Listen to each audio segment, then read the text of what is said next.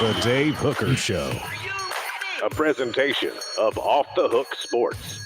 Objective insight, expertise, top guests. Available on YouTube, Apple, Spotify, and the Off the Hook Sports app. Download now for free. Also available on offthehooksports.com. I compute and obey. Now to Dave Hooker.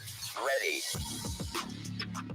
Certainly not what we anticipated. Certainly not what Tennessee fans had wanted. After 20 years of not winning in the Swamp, that will continue to be at least 22 as the Vols lose to Florida in a game that was really never in question. 29-16 was the final, but it didn't even really feel that close. So Tennessee will have another shot to beat Florida in 2 years.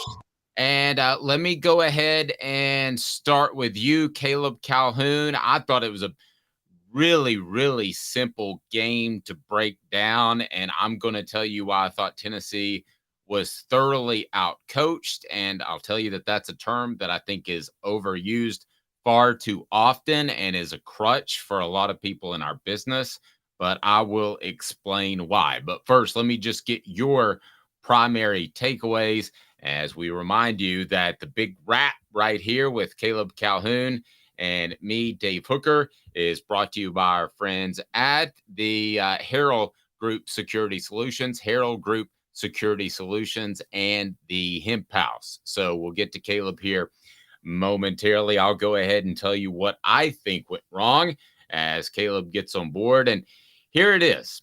I think Tennessee offensively has an issue. I don't think that they either trust Joe Milton to complete a deep pass or he can't complete a deep pass often enough to scare defenses back. The accuracy is not there. I think you saw some of that last year or last week in which Austin Peay played Tennessee incredibly soft. And then when it comes to underneath passes, Joe Milton does not complete those. We can debate whether or not against Austin Peay some of those were dropped. We could have a similar conversation about some of the passes in the Florida game. However, they are not being completed. Whether or not they're drops because of lack of chemistry or Joe Milton inaccuracy, I'm not sure. So Tennessee, I thought was how does that lend itself to bad coaching? Well, Tennessee has not gone the direction that I thought they should, and that's running the football more and more often. And I think that Tennessee also has to be cognizant of the fact that until Joe Milton beats people deep, that they are not going to be able to adjust how defenses play them, which is very soft. On the other side of the football, I thought when Florida had the ball, they flanked Tennessee, and Tennessee stunts and twists and blitz schemes that they had used so effectively were negated because they were so interior designed, and Tennessee was able to get out on the edge. And then Graham Mertz was oftentimes put in a semi-rollout position where he could choose whether or not to roll out or not. So at the end of the day, Caleb, that's a lot, but I think that Tennessee was simply outcoached. I think they were outcoached too, and headed in the wrong direction when they approached this team and put it together just like last year's team. This is not last year's team. This team is one that's going to be predicated on running the football. Not that last year's wasn't. I know it was. I don't want to get in the minutia of that, but I don't see this team having a downfield passing attack for one of two reasons. Either Joe Milton can't do it, or Joe Milton, they don't have enough faith that he can do it at an effective level to run that. So let me address two passes. One to Brew McCoy. That was a great ball. I'm not saying Joe's going to miss every single one of his throws, but let me address another one. The Dante Thornton in which Kirk Herbstreit got upset with Dante Thornton for not going up and getting the ball. Agreed. But that was a slow read, and that ball was underthrown as well. So it was way behind him. If that ball's floated out there 5 yards, that defender is beat. Dante Thornton makes that catch easily in the end zone. Caleb, I got started with a lot. I was a little wordy there, but I don't think Tennessee's coaches have had a plan in place other than what they had last year, and I don't think that they have a quarterback that can do what they wanted to do offensively. Let's start with the offense, and then we'll get to the defense. I know I addressed both. Yeah, I apologize, guys, for technical difficulties right there. I want to say, though, that I think the issue with the offense was actually, you're right. Joe Milton is not going to be as accurate on those deep balls, right? He underthrew that pass to Dante Thornton. There were a couple of passes that, look, we keep talking about the drops, but I mean, Joe Milton does throw line drives when he's throwing it over the middle. So even if they're on target, I know people say if you can touch it, you can catch it, but I'm sorry, you got to put a little bit better touch. But I will say, Dave, that he throws a very heavy ball is the term that receivers use. So like a Joe Montana, or I'll use a Hendon Hooker. I thought they threw a very catchable ball. The ball's coming at you hot, like a Brett Favre, or I'm trying to think of another example off the top of my head. Maybe a John Elway would be another one. But those are NFL receivers, so they're going to catch more of those than a college receiver is going to. Exactly. I am going to go here, though, because I think the issues we saw with Joe tonight, at least from actually passing the ball, and I'll talk about some miscommunication issues later, but I think those are things we knew were problems with Joe. I don't think that's what held this offense back tonight. I mean, I just have to say it. What held this offense back tonight from the start, Dave, you were right. I was wrong. They missed Cooper Mace. I mean, the interior blocking was absolutely atrocious. Ollie Lane struggled. Andres Carrick and Ollie Lane should take very long showers tonight, both of them. They embarrassed themselves, quite honestly, with how they played. They were terrible. And I don't know if you saw, because if you remember, Heupel did try to establish the run. And to his credit, by the way, I didn't blame the coaching. I thought in the second half, Heupel did what made everybody upset, which was he stuck to the run game even when Tennessee got far behind. He stayed committed to it. Well, but here's my issue with that. Why didn't you do that in the beginning? I think he was trying to. I don't think he could run the ball. That was the issue. They weren't able to run the ball. I mean, the guards were getting manhandled in the middle. Florida won the line of scrimmage on both sides of the ball in the first half. That was the difference. And I'll get to the defensive line in a second because I got a lot of not nice things to say about them too. But the offensive line, really, the interior, I can't really put this on Jeremiah Crawford or even John Campbell Jr., although Campbell didn't hold one block long enough. But Carrick and Ollie Lane played horrendous. Javonte Spraggins did miss one block. Let's be honest, that Joe Milton interception, Dave. Javonte Spraggins missed a block. And then he turns and he's getting hit by the defensive lineman who Carrick was blocking. And so what was he supposed to do with that? Well, I will say this. I actually didn't like Joe Milton's pocket presence. Then I thought he stepped kind of off to the left into the rush where if he'd have stepped up, but that's again minutia. Neither one of those players played well in that play. I think we could say it that way. And Joe Milton, by the way, that's another issue we knew he had was pocket presence. So that is fair. Absolutely. So, okay. On the defensive side of the ball, those that don't hit the like and subscribe button, and we want to get your comments as well. And I will get to those. Somebody says they have a question for Caleb. So, but with all the loops and the stunts and the twists, and for those that don't know, that's when a linebacker might go underneath, say, a defensive lineman and try to create pressure from an unusual pass angle or pass rush angle. I want to make that as simple as I can. So those things are great when you are absolutely battened down in terms of having contain. Tennessee lost contain on several plays. I don't want to use a butch term, but eye discipline is important. They got beat on contain on several plays, and then they overcompensated at about late in the second quarter, and they gave up runs in the middle. And I imagine that's Tim Banks changing up his play calling so that his guys have wider splits on the defensive side of the ball. So I thought that was the big issue too, which is coaching to some extent because the players weren't ready, but it's also, why don't you make that adjustment a little bit earlier? Now, the other thing about coaching, whether it's, you mentioned the offensive line, or whether it's Joe Milton allowing the clock to run down to 0 or the personal foul call, there were a lot of stupid plays by Tennessee, and it ended with, I believe, an Omar Norman Lott play. I was actually making the move to the studio, so I didn't see the entire thing. but there were a lot of just bad plays made by Tennessee's football team. Terrible plays. And players it was specifically that were dumb plays. I'm sorry. It was. I mean, Heupel said he doesn't like fighting and chippiness. Well, and we thought that might be a concern. Well, Tennessee at least showed it at the end of the game. I mean, because that was pretty rough to watch. I'll say this.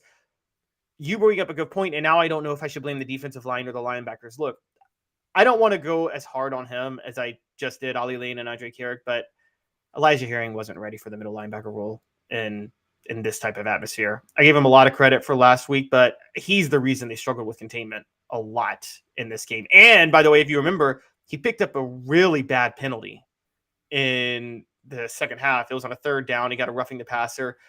I think I don't know that it's him so much as just his physical ability. I think that's why they went out and got Keenan Pili, because he could go more sideline to sideline than Herring. I mean, it may not be a bad decision. It might just be, I mean, flipping your hips and lateral quickness and speed is different than, he might be faster than Pili in a straight ahead sprint, but the ability to read quickly and flip your hips and move, I wasn't blown away by that.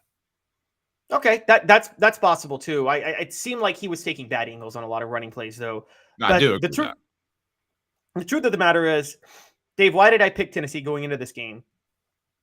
I said Graham Mertz isn't that mobile, and Florida's offensive tackles are terrible. I'm sorry, people I will go ham on tonight, Tyler Barron and Roman Harrison. They did absolutely nothing in this game. One of them should have stepped up, and also James Pierce Jr. And this is Dave, I got to ask you, this was the same issue against South Carolina last year when the edge rushers just didn't play with their hair on fire that game. You talk about how Tennessee practices in the morning. It seems like the night games seem to affect Tennessee's defensive line in a way that they aren't wanting to play with their hair on fire as much.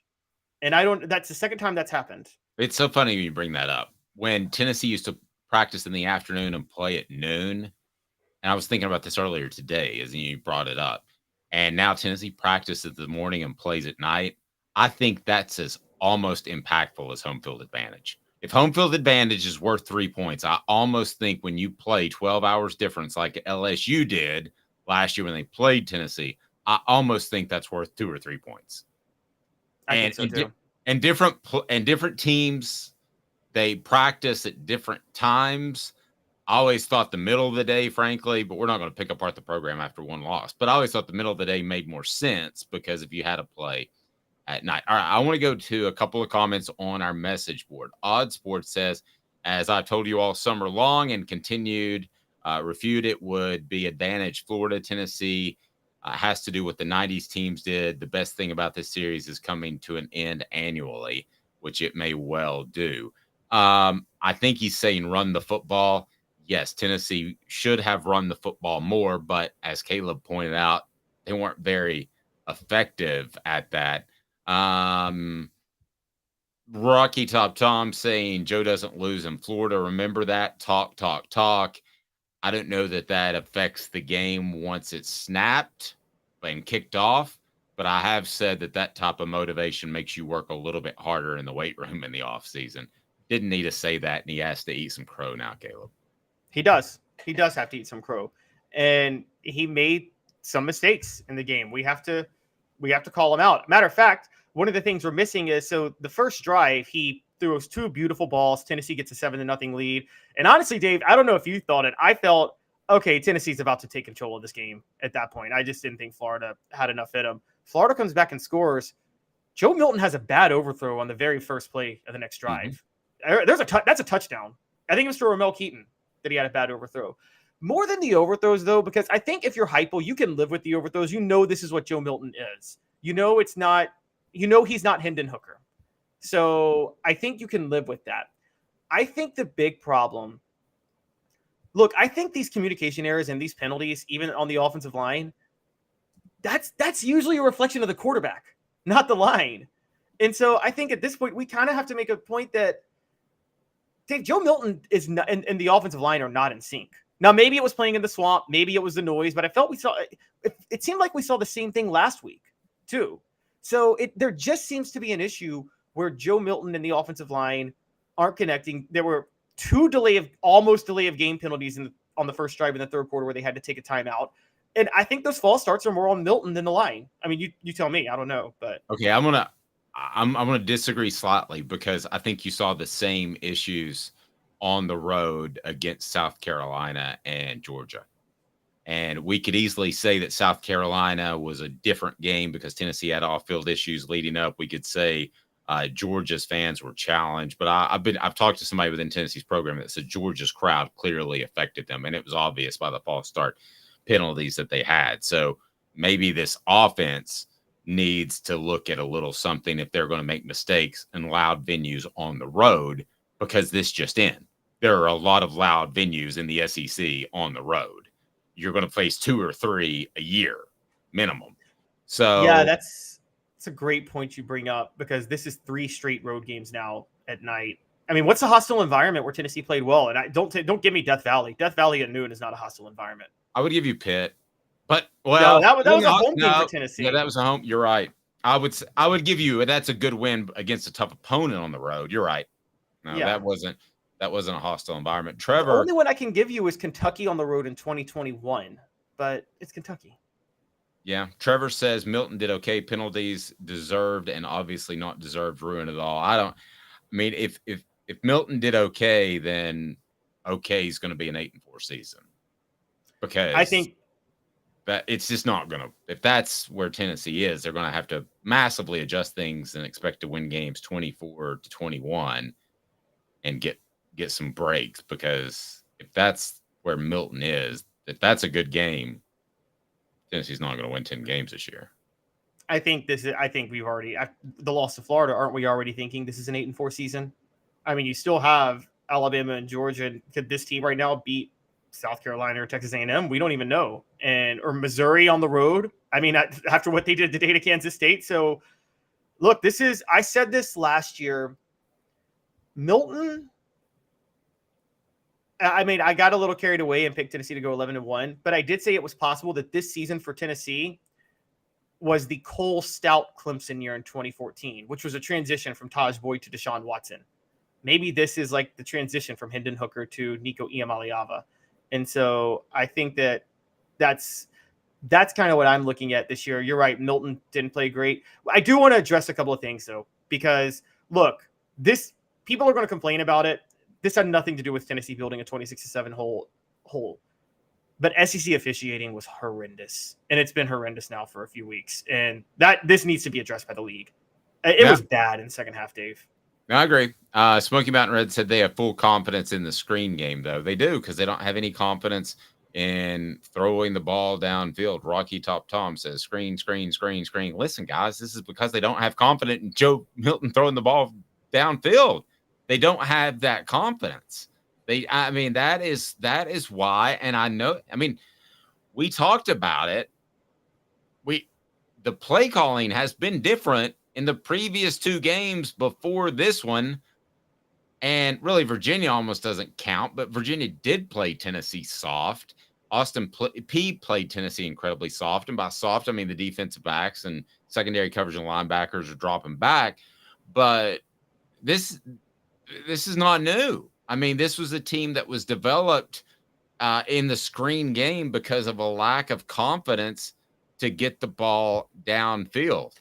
The Big Wrap brought to you in part by our friends, the Herald Group Security Solutions, leadership experience, specialization, addressing problems through unique mission-specific mitigation techniques, also making your children safer one school at a time.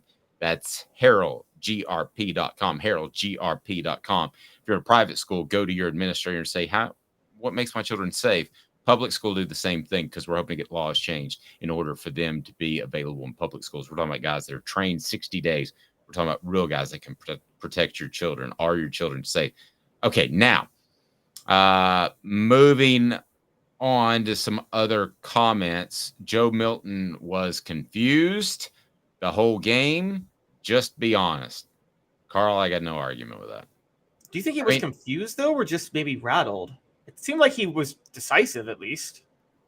I'm not even talking about throwing the ball. I'm talking about pre-snap. Pre-snap. I agree. Yeah. I mean, he let the clock just run all the way down without even knowing it. I mean, 6 seconds. Yeah. Yeah. That was bad. That was bad. Yeah, I don't think there are adjustments made, and part of this is not having Cooper Mays. We got a comment from CM Jam 96 that says the offensive line was getting abused. Agreed. This game started in the trenches. The defense needs a clinic on tackling. Again, I think that's getting flanked, but it is fundamentals too. And this question always gets asked, and again, it's too easy. Like I began the show and I said, bad coaching. I think that's an easy crutch. But was this team too confident going into this game? I think what happened, I will say this. I don't know if they were too confident. I think they got too confident after the first touchdown, though. And I have a post on this now. People are going to talk about the different turning points in the game. Dave, the turning point of the game happened early. Tennessee goes up 7-0. And what does Florida do? Trevor Etienne runs for a 62-yard touchdown on the very next drive. Florida kind of makes it clear we're not going away. And I think Tennessee panicked at that point. So, yeah, no, I think that I don't know if they were too confident, but I do think they panicked when Florida made it clear they were here to stay. And look, maybe it is a thing. Maybe battered Vol syndrome crept into their heads at that point. Because the players hear about it. The players are aware of the past. Oh my goodness! So I would hope not. How have you guys not mentioned penalties by Roto 22?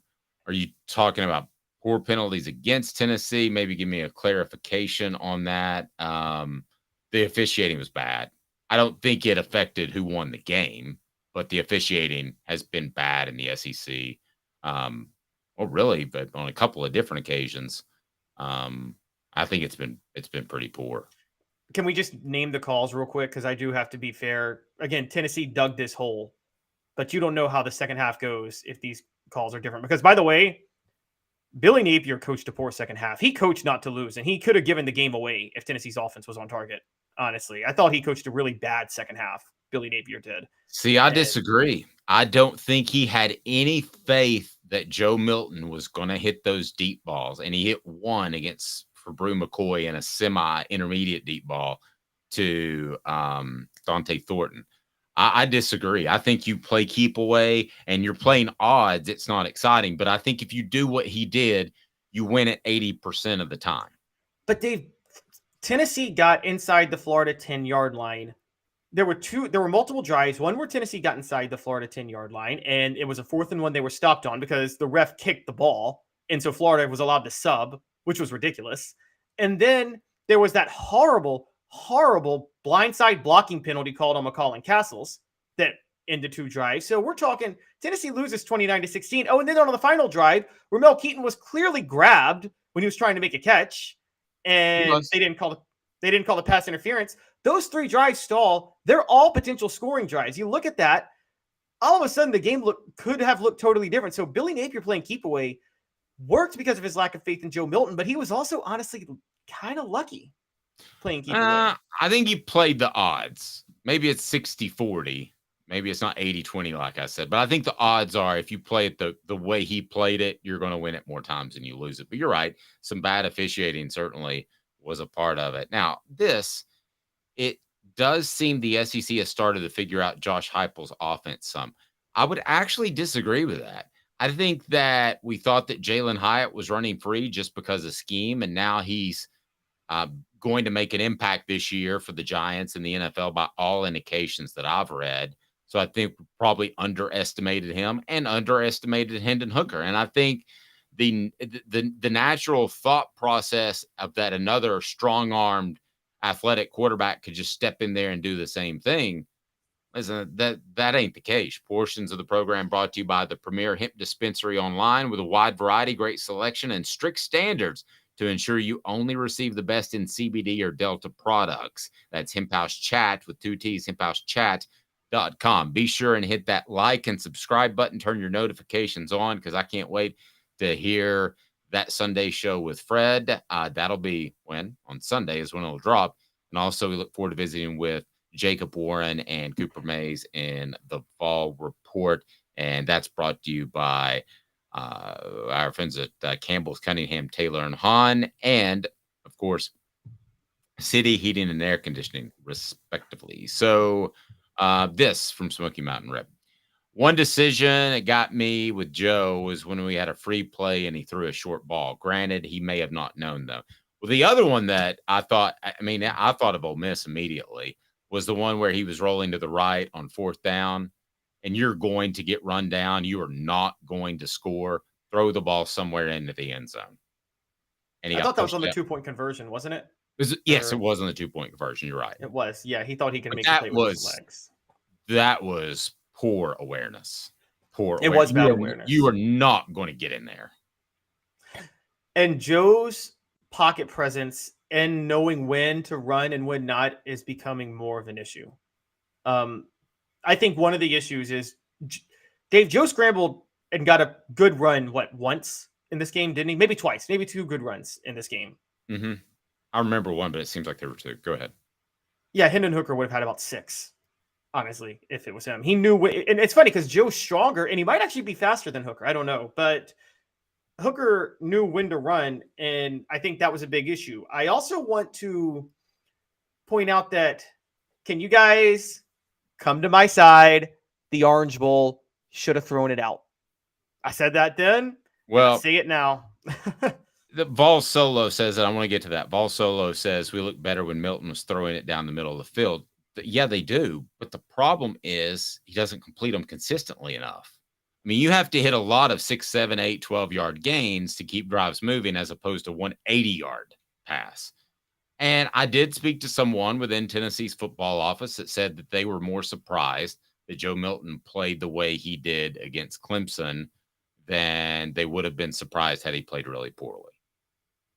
So they were not expecting going in for him to suddenly be the superstar of Florida, but he was. And with the Clemson game, there's obviously nothing you could do. You couldn't make a move to a true freshman who weighed about $165 when he showed up on campus. Smoky Mountain Red, speaking of, says, in my best voice, it's time for Nico. Nico.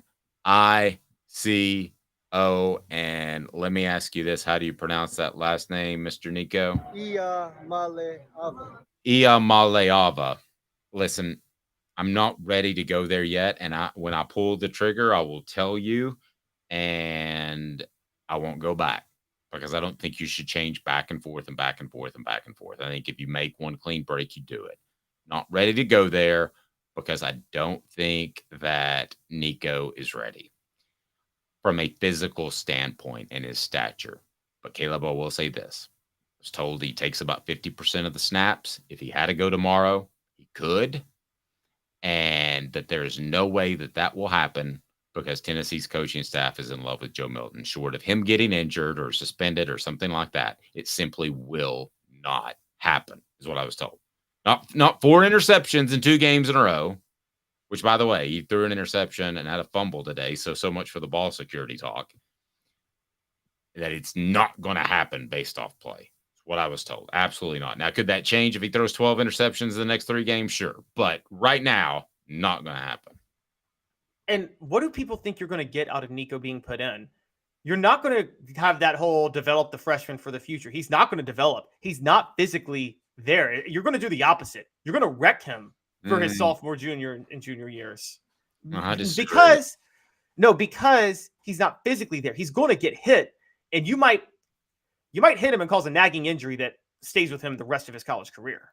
I mean, he's that brittle right now. If he's that brittle, then maybe that's why Joe Milton is not going to be replaced barring an injury, which would speak to what I just said based off a report of somebody I talked to. But I'll say this. He would, I think, based off what I've been told about his arm and his accuracy downfield and his ability to make reads, a lot of these bad throws from Joe Milton down the field are because he's taking too long to read it, like the Dante Thornton pass. There's a squirrel white one over the middle that he took too long too. Yep. So I think he could immediately make the offense better, potentially. But I think he could also get hurt on the 3rd play. And yes, I do think there is something to be said. I don't want to make some weird, vague reference, but guys go either way. Troy Aikman got that HE double hockey sticks beat out of him when they went 1-15. He didn't even win the one game. Steve Walsh did because Aikman was hurt. So he didn't win a single game his rookie year. And I remember John Madden saying this might crush this guy forever. Well, as it turns out, it toughened him. So aside from a nagging injury for years and years and years, maybe it could toughen Nico. And I'll tell you what, when Cooper Mays comes back, the pass protection is going to be better. But I'm not at that point for calling for a change, not anywhere close. Yeah, and I'm not.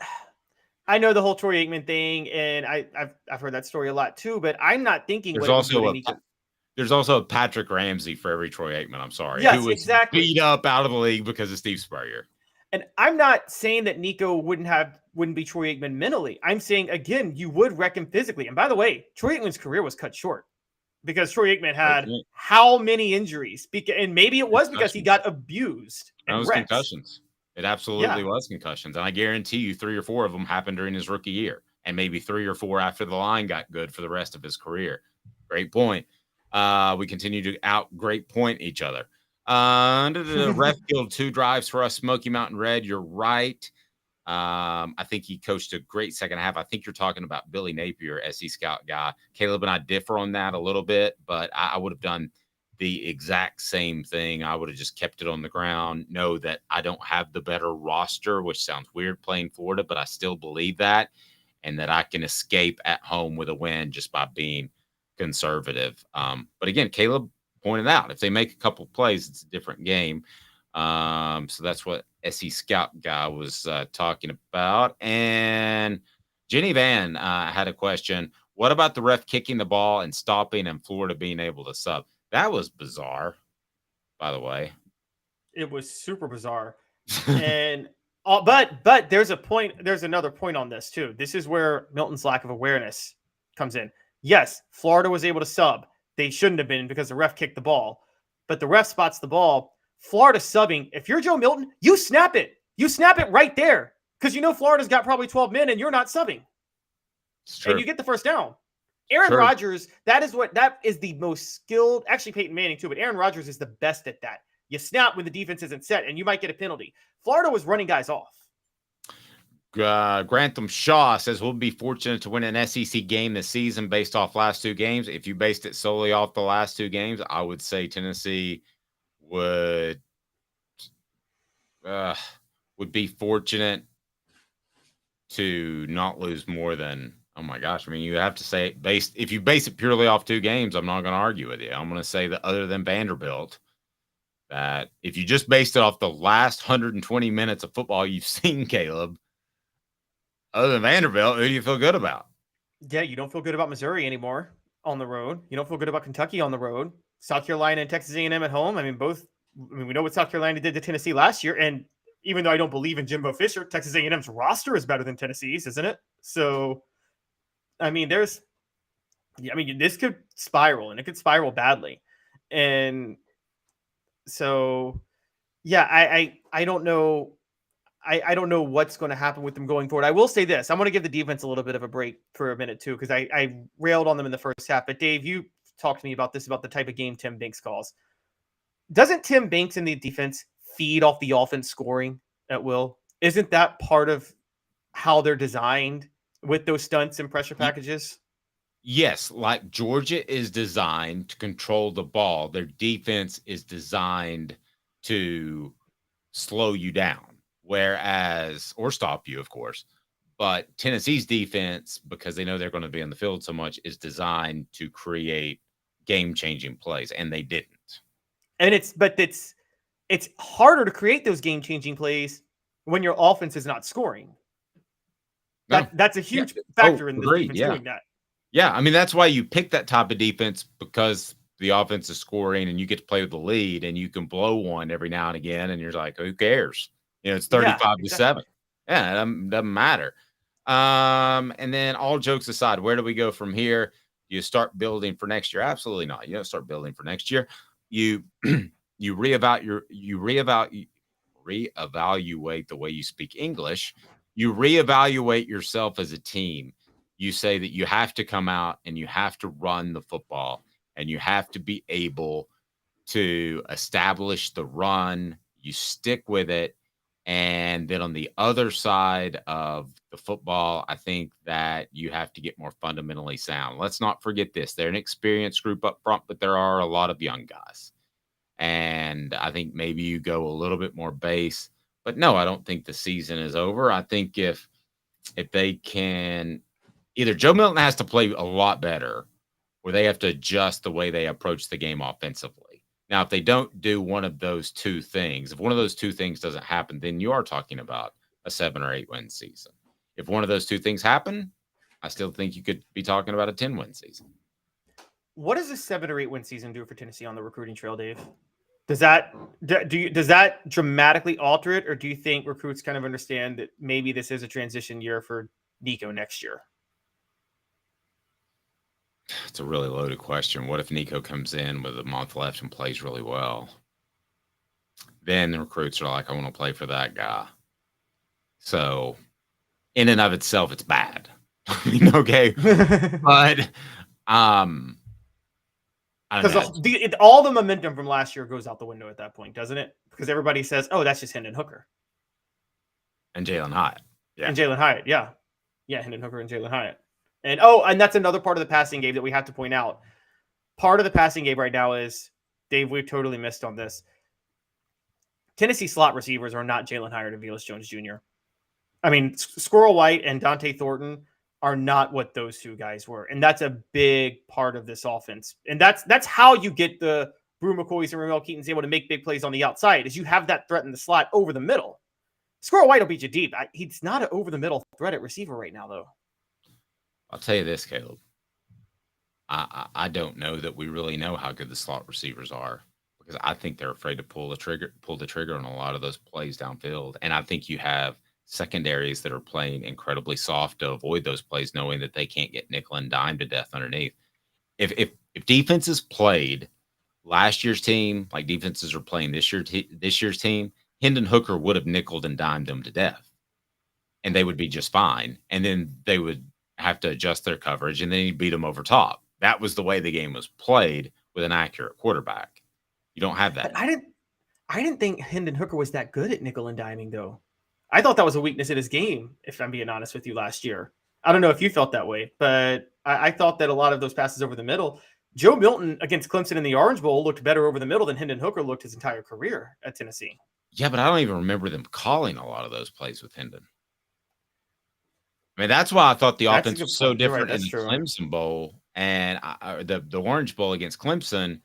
And I thought the play calling has been so incredibly different in the first 2 games of the season. I've been telling people that this is a different football team. This is not a football team that's going to beat teams that are good 60-20.